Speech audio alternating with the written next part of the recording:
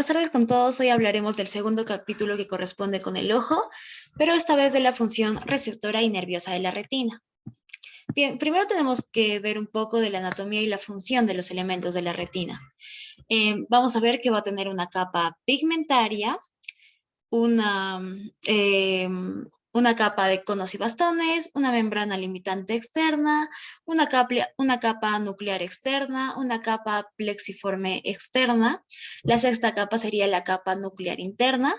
Luego seguiría la capa plexiforme interna, la capa ganglionar, la capa de las fibras del nervio óptico y por último la membrana limitante interna. Entonces, la luz va a penetrar en la retina desde dentro, o sea que va a atravesar primero las células ganglionares y luego las capas plexiformes y las nucleares y van a llegar a los conos y los bastones. Bien, también vamos a ver a la fobia, que va a ser una zona en el centro de la retina que va a estar especialmente capacitada para la visión aguda y detallada. Esta va a estar formada principalmente por conos, que son más delgados en esta área. Y bueno, la luz va a llegar directamente a los conos debido a que otras capas, como la tercera, la sexta y la octava capa, van a encontrarse desplazadas hacia un lado. Bien, también vamos a ver a los conos y bastones que son muy importantes, ya que van a ser los principales segmentos funcionales. Y bueno, los principales segmentos funcionales van a ser el segmento externo, que podemos ver ahí, que va a poseer la sustancia fotosensible. En el caso de los bastones va a ser la rodopsina y en el caso de los conos va a ser uno de los tres pigmentos del color. Estas van a ser proteínas conjugadas y se van a incorporar a la membrana de los discos como proteínas transmembrana. También vemos al segmento interno, el cual va a contener citoplasma y organelas. Tenemos a un núcleo y también al cuerpo sináptico, que va a ser una porción que conecta con las células horizontales y también con las bipolares. Bien, pasamos con la capa pigmentaria de la retina, que bueno, aquí la melanina va a ser el pigmento de esta capa y este va a impedir la reflexión lumínica por todo el globo ocular. Esto va a ser muy importante para la visión nítida. También va a almacenar grandes cantidades de vitamina A, que esta va a ser la precursora de los pigmentos fotosensibles. Y bueno, esta sustancia se va a intercambiar hacia adentro y hacia afuera a través de las membranas celulares del segmento externo de los conos y bastones para ajustar el nivel de sensibilidad a la luz de los receptores. También vamos a ver la irrigación de la retina. Vamos a ver aquí dos estructuras importantes. Tenemos a la arteria central de la retina, que va a nutrir las capas internas de la retina, que va a llegar a través del nervio óptico. Y también tenemos a los vasos coroideos, que van a nutrir por difusión capas más externas de la retina. Bien, también tenemos al desprendimiento de la retina. Entonces, la porción nerviosa de la retina a veces se va a desprender del epitelio pigmentario. Y en algunos casos, la causa de este desprendimiento va a ser una lesión del globo ocular que va a permitir la acumulación de líquido o también puede acumularse sangre entre ambos elementos, entre la retina nerviosa y el epitelio pigmentario. Entonces, la retina desprendida va a ser capaz de resistir a la desintegración durante días y puede llegar a ser de nuevo funcional si recupera su relación normal con el epitelio pigmentario, pero se da mediante un tratamiento quirúrgico. Bien, también vamos a ver a la fotoquímica de la visión de los bastones. Va a ser muy importante aquí el ciclo visual de rodopsina retinal y la excitación de los bastones. Ya, el segmento externo de los bastones va a tener una concentración del 40% de rodopsina o también denominada púrpura visual. Esta a su vez se va a componer de escotopsina, que es una proteína, y también de retinal, que es un pigmento carotenoide. También va a ser denominado 11-cis retinal. Cuando la rodopsina va a absorber energía lumínica, se va a descomponer por la fotoactivación de los electrones que van a estar situados en la porción retinal de la rodopsina. Y esto va a determinar el cambio de la forma cis a la forma todo transretinal. Bien, como va a cambiar su composición química, el todo transretinal se va a separar de la escotopsina, formando así la vatorrodopsina, que va a ser una combinación parcial. Parcialmente cualquier cosa viene bien disociada del todo transretinal y la escotopsina. Entonces la vatorrodopsina se va a degradar rápidamente a la luminorrodopsina, que a su vez se va a descomponer en metarrodopsina 1. La metorrodopsina 1 va a pasar rápidamente a metorrodopsina 2 y bueno, que también es llamada la rodopsina activada, que va a estimular el cambio eléctrico en los bastones. Esto va a transmitir la imagen visual y el producto final de esta cadena va a ser la escotopsina y el todo transretinal. Bien, vamos a ver la regeneración de la rodopsina. Bien, la primera etapa va a consistir en la reconvención del todo transretinal en 11-cis-retinal. Y esto va a ser catalizado por la isomerasa retinal, que va a requerir de energía. Entonces, la 11-cis-retinal va a recombinar con la escotopsina para formar la rodopsina. Y bueno, vamos a ver que la vitamina A va a tener un papel muy importante en la formación de rodopsina. Esta es la segunda vía química que va a consistir en la transformación del todo transretinal en todo transretinol, que va a ser una forma de la vitamina A. Y bueno, esta va a pasar a 11-cis-retinol gracias a una isomerasa y esta da lugar al 11-cis-retinal que se combina con la escotopsina formando la rodopsina. Un punto importante aquí sería la ceguera nocturna, también denominada esperonopía, que es una persona que lo sufre una persona con un déficit grave de vitamina A y como consecuencia va a disminuir en gran medida la cantidad de rodopsina que se puede formar.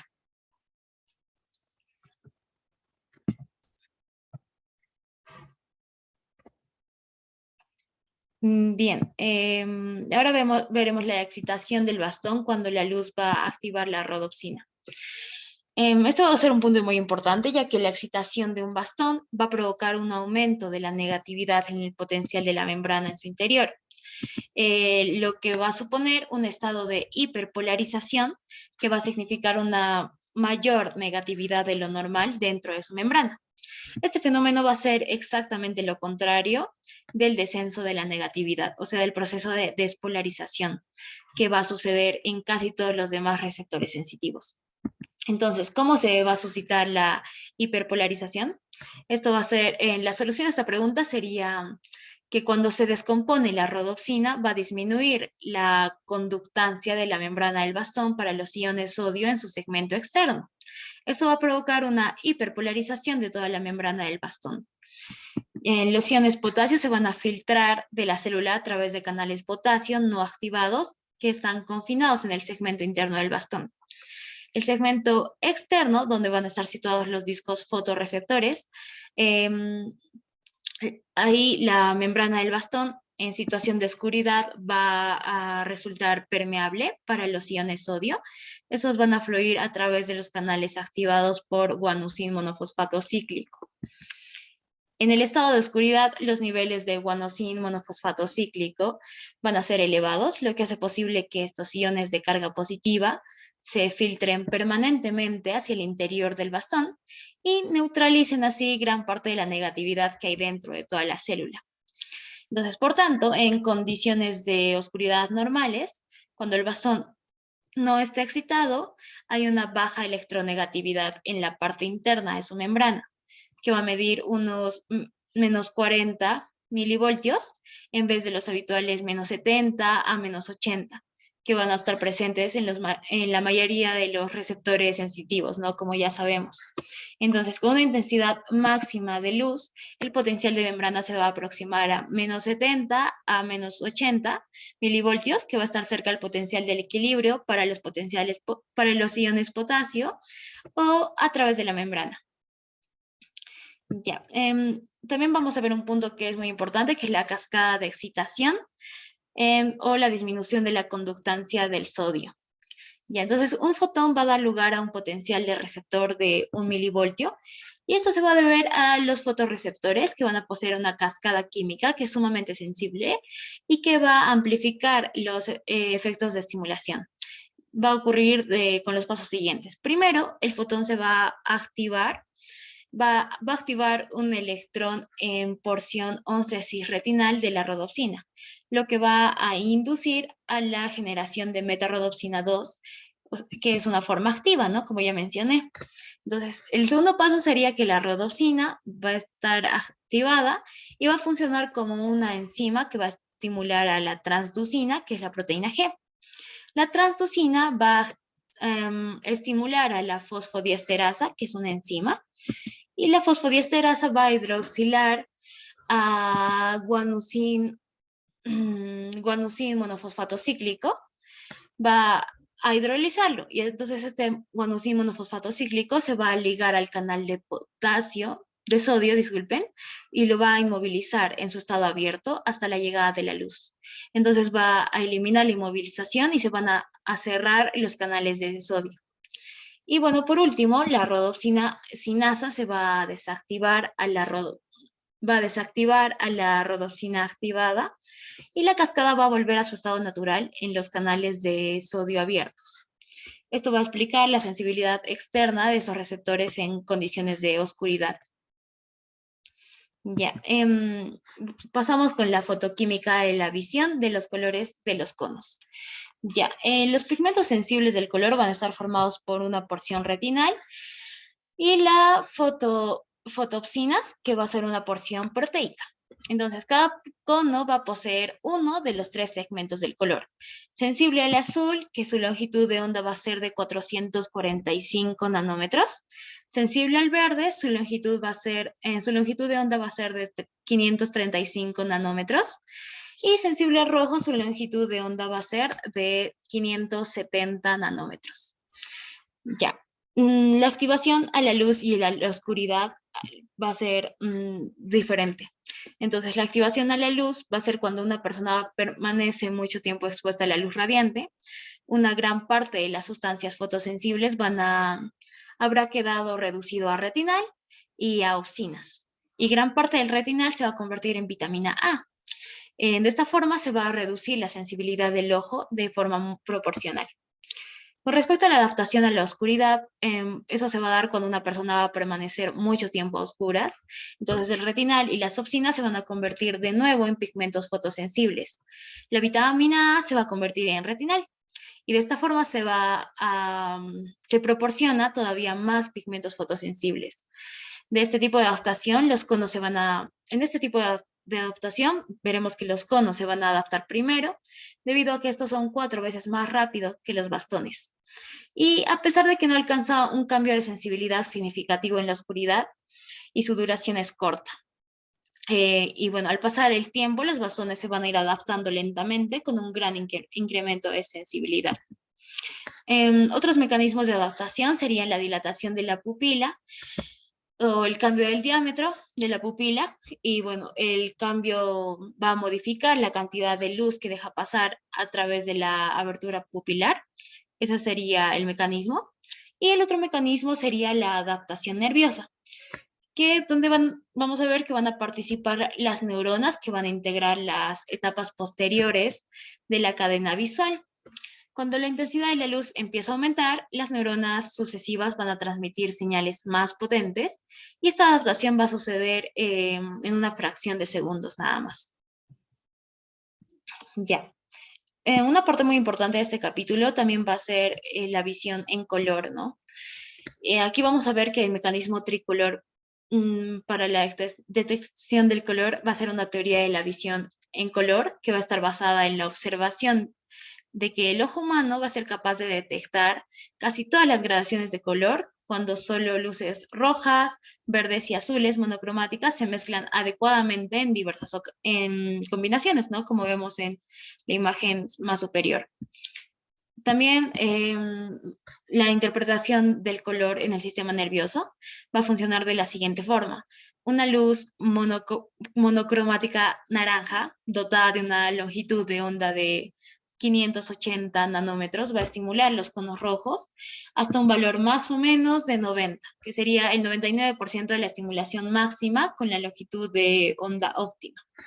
En el caso de los conos verdes, los va a activar con un valor de estímulo de 42 aproximadamente, pero no va a causar ningún efecto en absoluto sobre los conos azules. Entonces, ahí, por tanto, las proporciones de estimulación de los tres tipos de conos en este caso sería de 99, 42 y 0, respectivamente, como los mencioné. Entonces, el sistema nervioso va a interpretar esta colección de proporciones como la sensación correspondiente al naranja. En cambio, una luz monocromática azul con una longitud de onda de 450 nanómetros va a estimular los conos rojos hacia un valor de 0, los verdes hacia un valor de 0 y los azules hacia un valor de 90 y 97. Este juego de proporciones sería de 0, 0, 97. Y el sistema nervioso lo interpretaría como azul. Entonces, en el mismo sentido, los cocientes 83, 83, 0 se interpretarían como amarillo y 31, 67, 36 se interpretarían como verde. Y bueno, también sobre la percepción de la luz blanca, se va a dar cuando una estimulación aproximadamente equivalente de los conos rojo, verde y azul va a dar lugar a la sensación visual del blanco. Entonces, con todo, la luz no tiene una sola longitud de onda que corresponda al blanco. Y en su lugar, este color va a ser una combinación de todas las longitudes del espectro. Ya. En este capítulo vamos a ver también al daltonismo. El daltonismo rojo y verde va a pasar cuando en el ojo solo falta un grupo de conos receptores del color. Entonces, la persona va a ser incapaz de distinguir algunos colores, ¿no? Que es lo que conocemos como daltonismo. Entonces, por ejemplo, los colores verdes, amarillos, naranjas y rojos normalmente se van a diferenciar entre sí mediante los conos rojo y verde. Entonces, si no existe cualquiera de estos dos conos que acabo de mencionar, la persona no va a poder discernir entre estos colores, principalmente va a fallar en la distinción del rojo y el verde, y por tanto se dice que tiene daltonismo rojo-verde, ¿no? Entonces, una persona que va a carecer de los conos rojos va a tener protonopía y un daltónico sin conos verdes va a sufrir de duoteronopía. Esta persona tiene una anchura y espectro visual normal porque van a existir conos rojos para detectar este color de longitud larga, de onda larga, ¿no? Entonces, el daltonismo rojo-verde es un trastorno genético casi exclusivamente en los varones, ya que va a estar muy ligada al cromosoma X, que en el varón se hereda de la madre, ¿no? Como sabemos. Entonces, por lo que es una alteración que se hereda de madre a hijo. Y se dice que la madre es portadora del daltonismo. Esto va a suceder así más o menos en el 8% de las mujeres. Entonces, solo rara vez van a faltar los conos azules, pero van a constituir un estado genéticamente hereditario que da origen al fenómeno llamado debilidad para el azul, que, bueno, va a ocurrir muy rara vez, ¿no? Va a ocurrir muy rara vez que falten conos azules, aunque en ocasiones van a estar infrarrepresentados, lo que va a constituir un trastorno genéticamente hereditario que va a dar origen al fenómeno llamado debilidad para el azul. Bien, ahora vamos a pasar con la función nerviosa de la retina. Primero vamos a ver los circuitos nerviosos, que van a ser los diversos tipos neuronales. Vamos a empezar con los fotorreceptores, que los podemos ver de color rosadito. Bueno, estos van a ser los conos y los bastones, ¿no? Se van a encargar de transmitir señales hacia la capa plexiforme externa y estas van a ser sinapsis con las células bipolares y también con las células horizontales. Con las células horizontales, estas van a transmitir las señales en la capa plexiforme externa y va a ser, como su nombre lo dice, en sentido horizontal, desde los conos y bastones hacia las células bipolares. En la fobia, estas van a transmitir señales inhibitoras en sentido lateral también. Con respecto a las células bipolares, estas van a transmitir las señales desde los conos y bastones y células horizontales hasta las células ganglionares y amacrinas en la capa plexiforme interna. Las células amacrinas, que podemos verlas de color moradito, van a transmitir las señales en dos direcciones. Puede ser en vertical, desde las células bipolares hasta las ganglionares, y también pueden hacerlo de forma horizontal. Las células ganglionares van a transmitir las señales de salida desde la retina hacia el cerebro a través del nervio óptico. Y las células interplexiformes van a tener una función inhibitoria y en sentido retrógrado, o sea, que va a ser desde la capa plexiforme interna hacia la externa, y para regular el grado de contraste de la imagen visual. Bien, a continuación veremos la vía visual en los conos, en los bastones y también en ambos. Bien, en los conos, en su porción de la fovea y la retina, se va a encontrar su vía directa, donde vamos a observar 3 neuronas. Tenemos a los conos, a las células bipolares y a las células ganglionares. En la vía visual de los bastones, en la retina periférica, en la vía visual directa de los bastones, va a estar formada por 4 neuronas. Por los bastones, células bipolares, las células amacrinas y las células ganglionares. Con respecto a la vía visual de los conos y también de los bastones, en la retina periférica y en la salida de este circuito va a ir directamente hacia las células ganglionares, donde van a pasar por las células amacrinas. Bien, también vamos a ver en esta diapositiva sobre los neurotransmisores que van a estar liberados por las neuronas de la retina. Bien, tanto los conos como los bastones van a liberar glutamato hacia las células bipolares. Las células amacrinas van a liberar como mínimo 8 tipos de neurotransmisores, como ácido gaminobutírico, también glicina, dopamina, acetilcolina, y también pueden liberar indolamina. La mayoría va a tener un carácter inhibitorio. Y bueno, parte de las células horizontales van a liberar transmisores inhibitorios también. Bien, pasamos con la transmisión del impulso de las neuronas de la retina. Las células ganglionares van a transmitir señales visuales por medio de los potenciales de acción. Sin embargo, el resto de las neuronas de la retina van a enviar su información visual mediante conducción electrotónica. La importancia va a radicar en que esto va a permitir una conducción escalonada de la potencia de señal. En el caso de los conos y también de los bastones, el impulso de la salida hiperpolarizante va a estar directamente relacionada con la intensidad de la iluminación y no va a quedar reducida a todo o nada. Bien, a continuación veremos la función que cada neurona va a tener en la retina. La función de las neuronas horizontales va a ser que la salida de las neuronas horizontales va a ser siempre inhibida por inhibición lateral. Y esto va a ser importante porque va a garantizar la transmisión de los patrones visuales con el debido contraste y evitar una amplia dispersión de las señales excitatorias por los árboles déntricos y axónicos. La función de las neuronas bipolares, primero tenemos que saber que las neuronas bipolares se dividen en dos, o sea que hay dos tipos. Tenemos a la célula bipolar despolarizante y a la célula bipolar hiperpolarizante. La importancia de este fenómeno va a residir en que la mitad de las células envían señales positivas y las otras una señal negativa, o sea que proporcionan un segundo mecanismo de inhibición lateral, y es un procedimiento para separar los márgenes de contraste en la imagen visual. La función de las células amacrinas. Bueno, van a existir 30 tipos de células amacrinas y muchas de estas son interneuronas que sirven para analizar las señales visuales antes de que lleguen a abandonar la retina. Algunas de estas células van a estar probablemente aportando una inhibición lateral complementaria y van a realzar el contraste visual en la capa plexiforme interna. Con respecto a la función de las neuronas ganglionares y las fibras del nervio óptico, bueno, como promedio van a converger en cada célula ganglionar y la fibra del nervio óptico, que de ella salen 60 bastones y 2 conos. En la fovea, la relación cono-célula ganglionar va a ser de 1 a 1.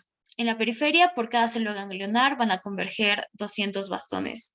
Estas señales se van a sumar entre sí y van a propiciar una estimulación más intensa. Bueno, van a existir 3 tipos de células ganglionares, las W, las X y las Y. Con respecto a las W, estas van a constituir el 40% de todas las células. Estas van a enviar señales por sus fibras en el nervio óptico a una velocidad lenta y van a recibir su excitación desde los bastones. Estas células W son sensibles para detectar movimientos direccionales en el campo visual y van a ocupar gran parte de la visión grosera en condiciones de luz, de oscuridad. Con respecto a las células X, estas van a representar 55% del total y van a estar encargadas de transmitir los detalles finos de la imagen visual. Estas van a recibir al menos 3 conexiones de un cono y su actividad va a ser responsable de la visión de todos los colores. Y por último, los tipos de células Y, que van a ser las más grandes, van a ser las más rápidas y van a representar al 5%. Estas van a responder a las modificaciones rápidas de la imagen visual, tanto el movimiento como los cambios veloces de intensidad lumínica.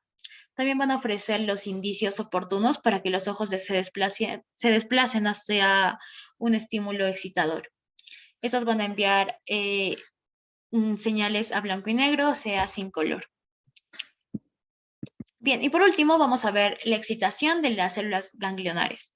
Bueno, estas células van a ser el punto de origen de las fibras largas que van a llegar al cerebro, formando el nervio óptico, que van a transmitir sus impulsos mediante potenciales de acción repetidos, incluso cuando no están estimuladas. Le van a enviar impulsos con una frecuencia de 5 y 40 por segundo. Bien, aquí vamos a ver una respuesta importante, que es la respuesta encendido-apagado. Esto se va a deber a las células bipolares, despolarizantes e hiperpolarizantes. Cuando la luz se va a encender, un grupo se va a excitar y las células vecinas que ocupan su posición lateral se van a inhibir. Y cuando la luz se apaga, va a ocurrir el efecto opuesto, ¿no? Eso va a hacer que la percepción del contraste va a ser óptima, ¿no? Gracias a esto. Bueno, por último, vamos a ver la transmisión de las señales de color por parte de las células ganglionares. Un tipo de cono de color va a excitar la célula ganglionar por la vía excitadora directa a través de una célula bipolar despolarizante. Mientras que el otro tipo de color, que sería el contrario, la va a inhibir a través de la vía inhibidora indirecta mediante una célula bipolar hiperpolarizante. Entonces, la importancia de este mecanismo es que en un medio por el cual la retina comienza a distinguir los colores, que es un medio por el cual la retina empieza a distinguir los colores. Entonces, el análisis del color comienza en la retina y no en sí en el cerebro. Por ejemplo, el color amarillo va a excitar a los conos rojos y verdes, ¿no? Pero va a inhibir a los conos azules. Bien, eso sería todo por este capítulo. Muchas gracias por su atención.